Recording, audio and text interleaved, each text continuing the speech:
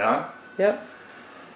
Hi, Miss Denny or Professor Denny. This is Jim Kenchos. I'm in your early adolescent psychology class. Thanks for everything you've done so far for me and the class. This is my video submission for Disposition on teaching.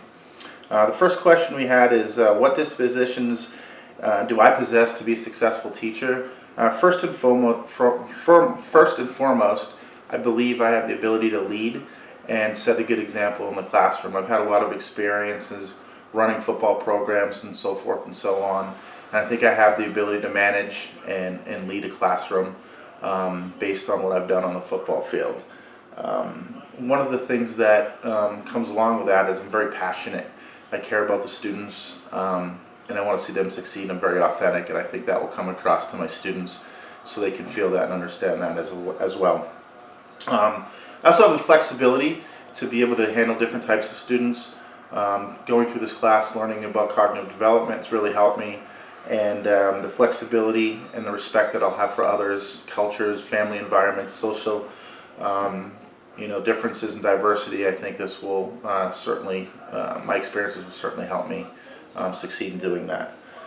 Some of the dispositions I need to work for in the classroom before I become a teacher is getting with teachers and finding a mentor and finding out what best practices they use so I can take those into what I believe will work and see if I can manage a program to make sure that happens. Another thing is a willingness to continue to learn from other teachers and further my education in so a master's program. Those are some of the things that I plan on doing to help me be successful as a first-year teacher. Having a sound knowledge of the subject. I'm becoming a math teacher, so knowing whether it's algebra, geometry, or trigonometry, or statistics inside and out, so I'm able to communicate that to my students is going to be something that I'll need to make sure I have a good grasp on. And the ability to listen and to hear what my mentors are telling me, what my students are telling me, what my parents, my administration, those are all things that I'm planning on working on.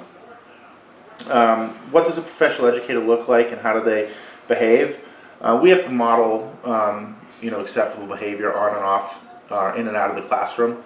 Whether they see me at the football field on a Friday night or they see me down at the market, I still need to model that behavior that I'm going to ask my students to do. Be respectful, be caring, polite. All those things is something that will need to be dress the part as well. You need to dress professional. I think that's important in education, is setting some sort of discipline on the way you dress and what that means in today's society. And also follow the code of ethics. What the administration has set in place, what the state has set in place, and just my moral code of ethics, just to make sure I stay continually working and striving to be the best at those things. How might dispositions positively or negatively influence the psychological development?